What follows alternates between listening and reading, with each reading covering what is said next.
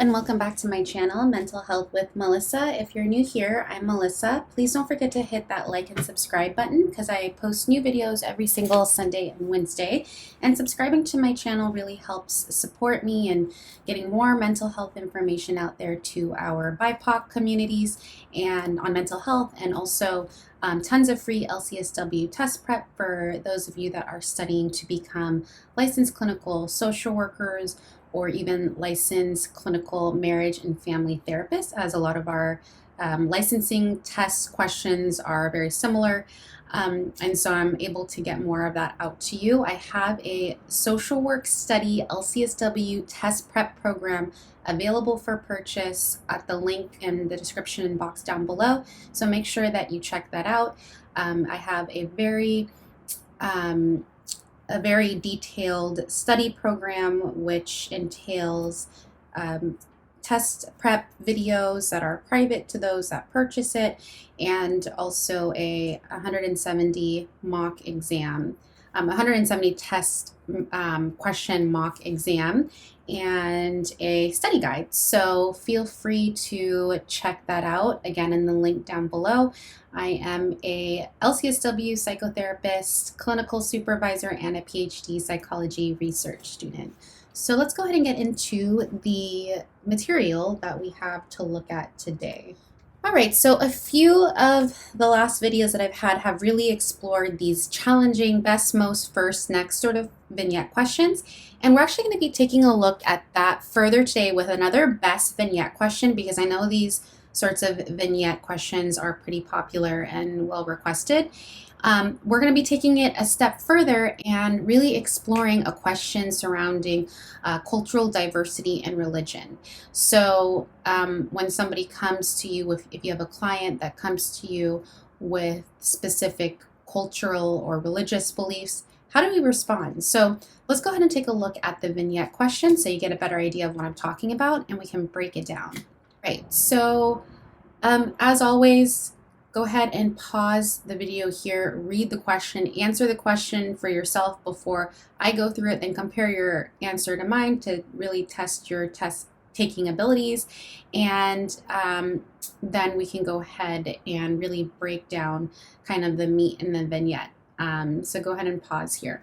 All right, a hospital social worker is referred a 29-year-old patient who was hospitalized and requires a blood transfusion, otherwise will not survive their injuries from an accident earlier that week. Okay, so they got into a life-altering accident and they require a blood transfusion. The doctors ask the social worker to speak with the patient after their failed attempts to have the patient consent to the transfusion.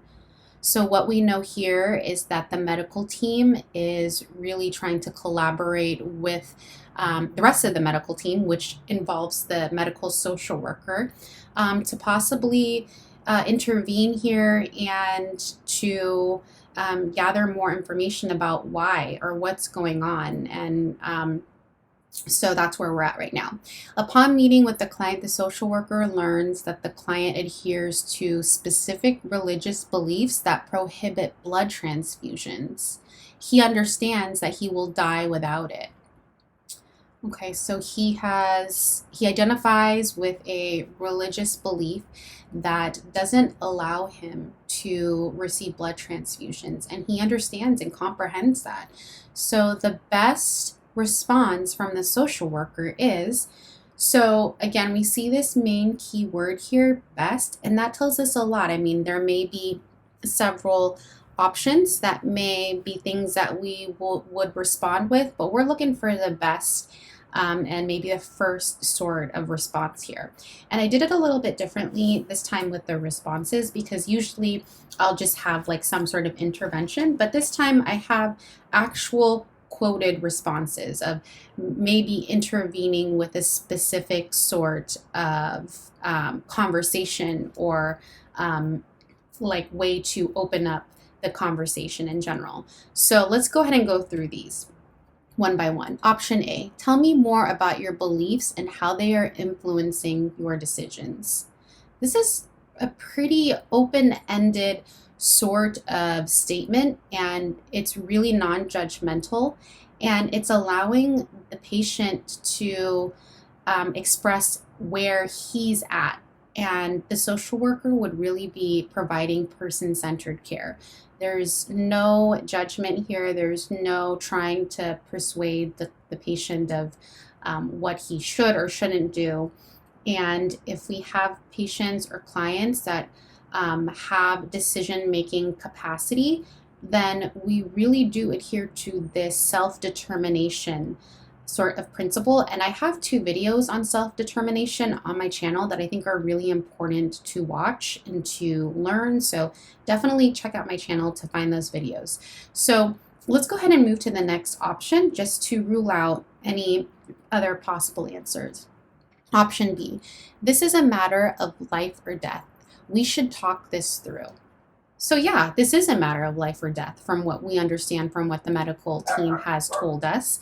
And yeah, it would be helpful to talk this through, but I'm wondering if this is a very different way of bringing up this matter as opposed to this first option.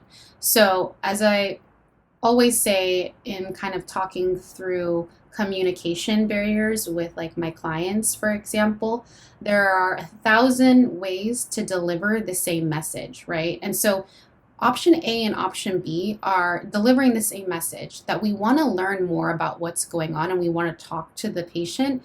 However, it seems that option A is a very specific way of delivering that message. Option B looks like you want to get the same sort of information. You want to talk this through. However, you're more assertive in this. This is a matter of life or death. We need to talk through this. This seems much more abrasive than option A. So let's look at the other options. Option C, let's pray on this and figure out if it's the right decision. So this is an assumption that the social worker would be making if we chose option C. We don't know yet exactly what this patient's spiritual or religious beliefs entail. All we know is that the religious beliefs prohibit blood transfusions. We haven't gone further to ask what the religion or the spirituality is. And so we don't know if prayer is even something that the patient would want to do.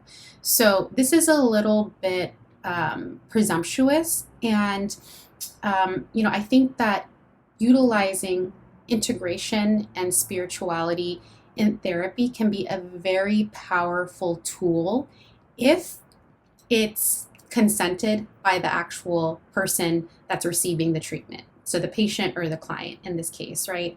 And we don't have enough information about that yet, and we haven't received any consent. So because of that, option C would not be an appropriate answer. So we're going to go ahead and cross that one out. Option D, I understand your views, but I'm very worried about your condition, and so is the medical team. This is a pretty compassionate statement because I'm sure that anybody would be worried about their patient that is refusing treatment that is available to them, and doing so will lead to either worsening symptoms or even worse than that, death. And so by letting the client or the patient know that they're concerned about them, and the medical team is too, is compassionate. However, I don't know if we truly understand their views. Again, there's been a very brief interaction here. So to say something like, I understand your views, is again a little maybe more on the side of making an assumption or being a little bit more presumptuous, right? And so maybe we could say this after we learn more, obtain more information, and are able to develop more rapport. However, this is kind of putting our own beliefs or the social worker's own concerns onto the patient, because you're saying, I'm very worried. But it's not about how the social worker feels or what the social worker wants for the patient. We really want to know more about how the patient is feeling and what the patient wants. So for that reason, that's going to be crossed off. So if we're going back up to option A and option B, again, this is delivering the same message, however, in very different ways, like I had mentioned earlier.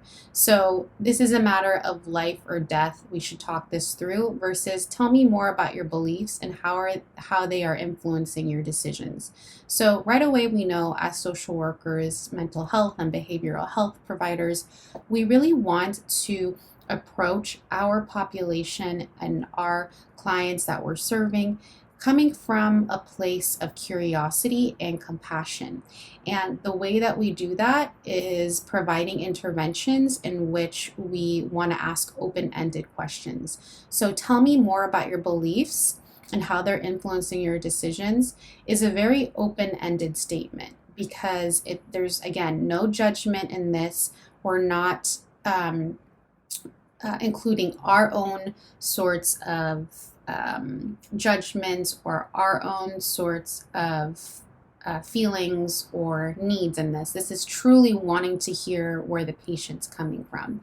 So that's why option A is going to be our answer, and option B we're going to cross off because that's not the best response. So option A is going to be your answer, but I want to talk more about this vignette. So there are a couple of things. We're making the assumption here that this is a 29-year-old patient that is of age, so over the age of 18, and that has the capacity to make decisions. So I didn't include this here, but we always want to defer to the medical provider or the medical team because that's out of our scope of practice to deem somebody to have decision-making capacity about their medical condition, right? So I didn't, again, include that in the vignette, but it's implied that the medical team here has deemed this person with decision-making capacity for their medical condition.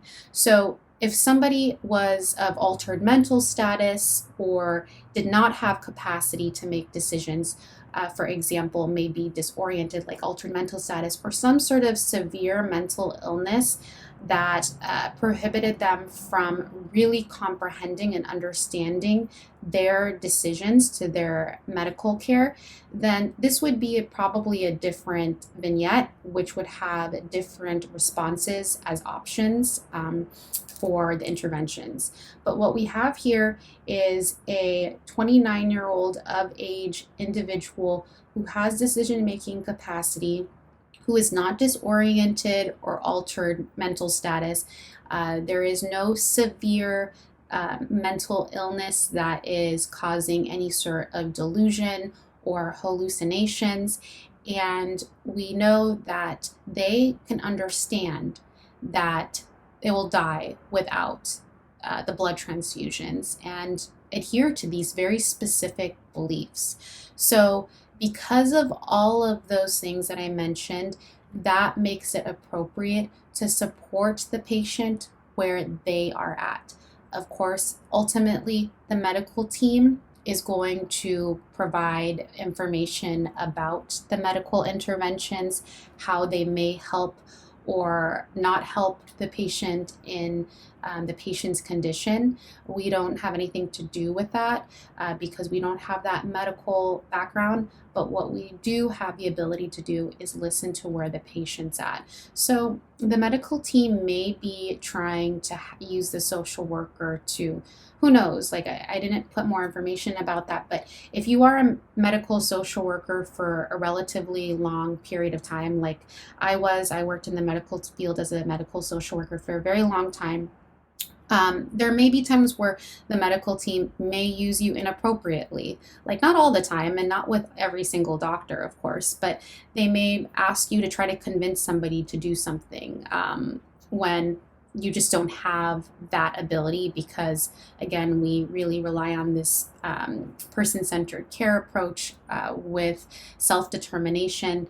And so we really want to be able to advocate for our patients where they're at. But also that means giving them more information and resources, right? So if this is a case of a patient not understanding what will happen if they don't get the blood transfusions, or maybe they want to talk to their religious or spiritual leader about this, then we can talk those things through and give them the resources for that, or contact their community leader, right? Because maybe that there's some sort of like exception in this, but we won't know unless we gather more information and ask the patient to tell us more.